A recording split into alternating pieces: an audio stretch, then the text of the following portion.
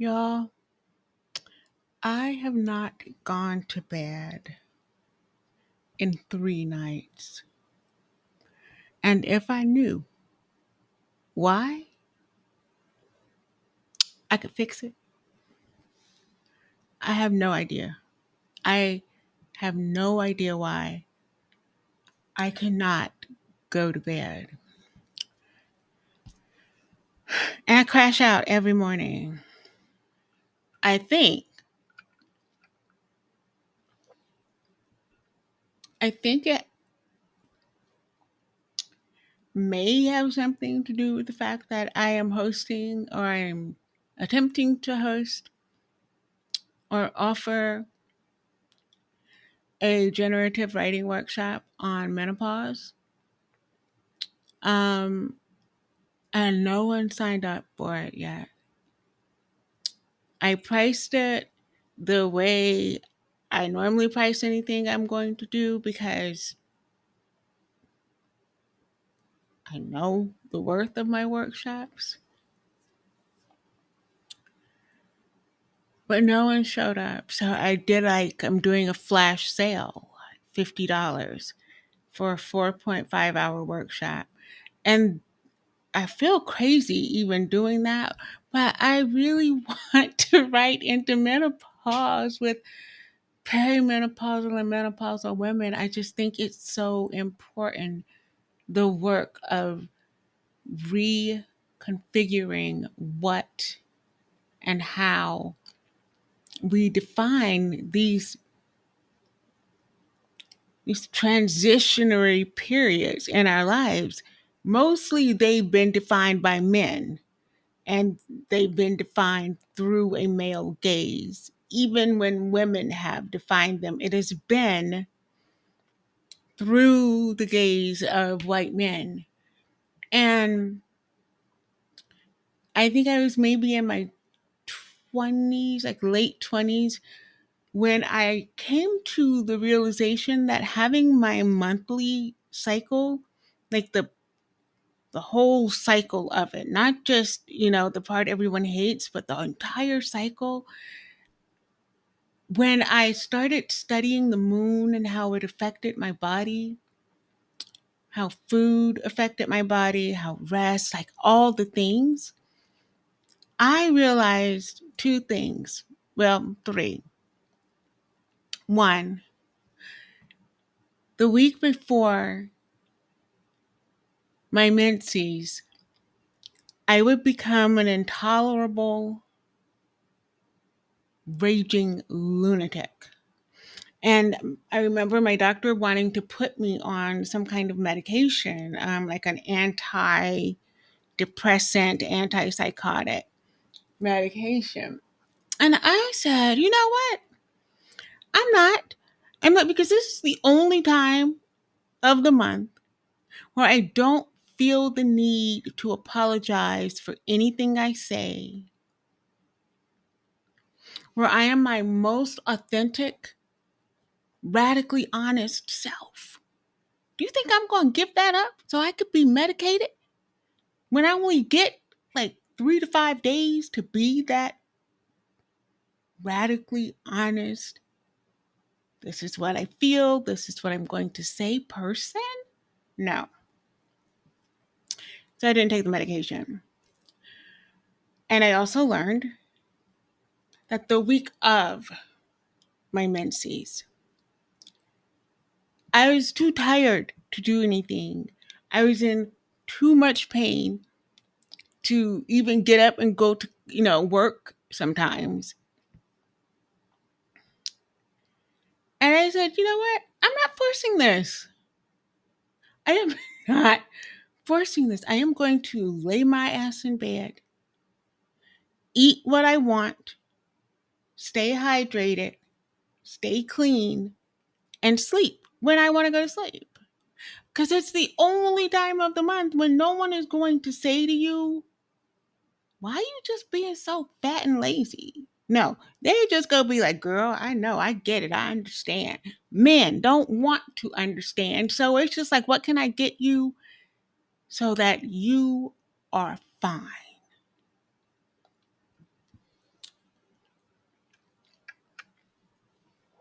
third thing I recognized in my late 20s about the menstrual cycle.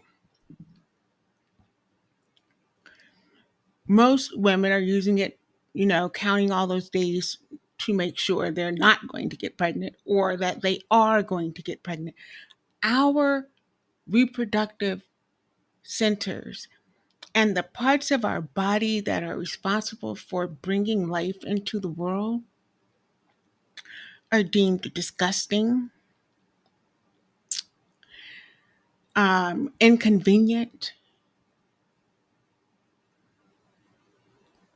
you know, cause for exaggeration.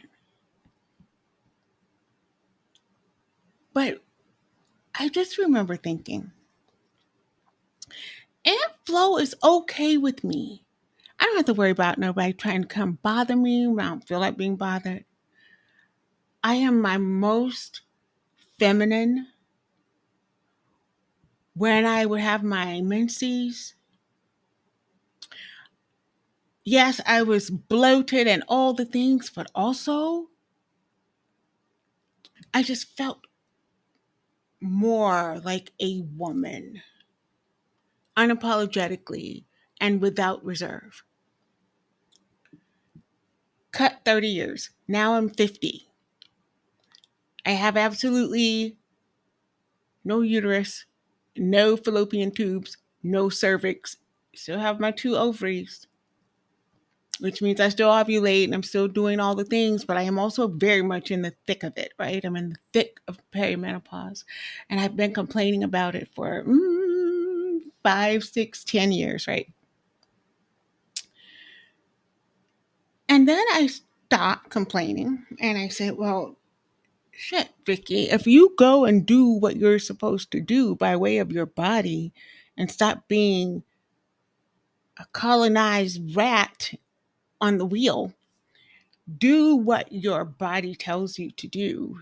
And also go to your doctors and see what you can get that's going to help you balance as much as you can. But y'all, I am so aware of myself as something separate from a mother, something separate from former teacher, even something separate from wife. When women get married and have children, their entire identity becomes wife and mother. And if they're working outside of the home, whatever that job title is. And we hold on to that. We hold on to wife, mother, job title.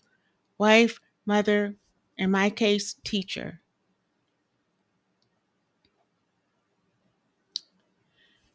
I don't know when those titles became the bane of my existence. I just remember waking up one morning and realizing I hadn't heard my name in years. It felt like years. How does a whole grown woman go without hearing her name? Oh, because you're mommy, you're Miss Brown, you're so and so's mom, all the things. When all I've ever wanted to hear was just, can I be Vicky? Where did she go? And that is the revelation that I'm having, the revelation that I want to share with other women who are in this space, that perimenopause is the door opening, the door back to self, just kind of opening up.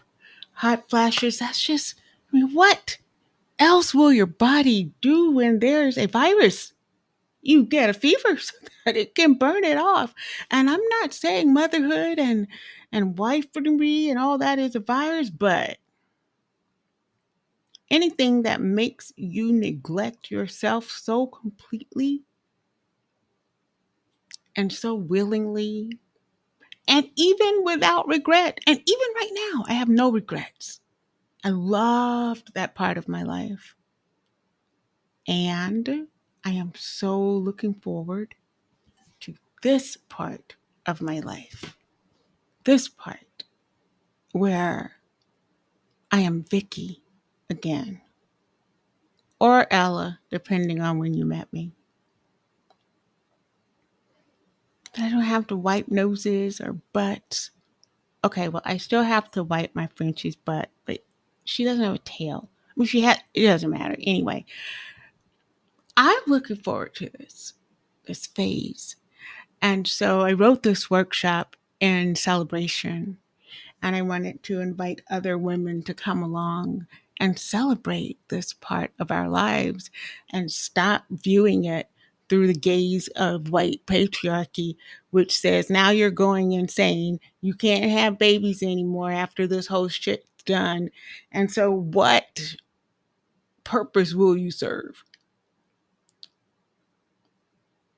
Me. I'm going to serve me because that's my purpose. And that's the workshop's purpose to help women understand that once we hit this point, most of us are our offspring, if we have them, are older and moving in their own directions. And guess what? We get to be people again. We get to be women again. We get to be and not just do. But I think I'm going to have to cancel the whole damn workshop because no one has bought one ticket. So I don't know. I'm going to give it some more time. I have it up on Eventbrite. Um, put the Men and Paul's Perry. It's live on my website, somopubhouse.org. And it's live on One Columbia here in Columbia, South Carolina. But if I don't get any ticket sales today, which is Friday, and I'm supposed to do it tomorrow, then I will be in my favorite place on Saturday morning doing my damn thing with all the people I love. But yeah, it does make me sad. So maybe I'll take it down and put some feelers out and then go back and see if some people want to actually take it. But if I take it down, I'm never lowering my prices again because fuck. 125 for all the shit that I'm putting into this workshop. All right, I'm out. I'm gonna go shower. And yes, I know it's 7 something. Shit, it's 8 o'clock in the morning. What's the point? But I am gonna go shower and I'm gonna lay down for a bit because I have a lot to do today. You guys have an amazing Thursday. If anything that I've said resonates with you and you want to come hang out with me for 4.5 hours on Zoom and right into menopause and perimenopause, just yeah, somopubhouse.org. Bye.